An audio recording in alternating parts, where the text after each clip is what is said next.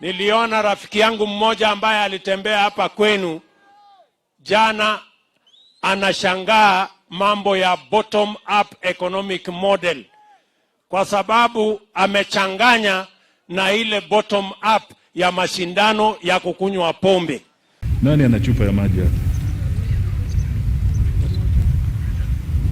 Ukichukua chupa ya maji na useme bottoms up na uweke chupa namna hii, sio ni kusema maliza kabisa? If you did this and you say bottoms up, this is the bottom. Sisi tunataka kumwambia my friend, we are not talking about drinking alcohol bottom up. We are discussing about an economic model.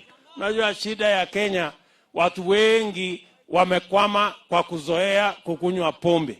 Sasa wakisikia bottom up, wana kichwa yao inakimbia kwa mashindano ya kukunywa pombe.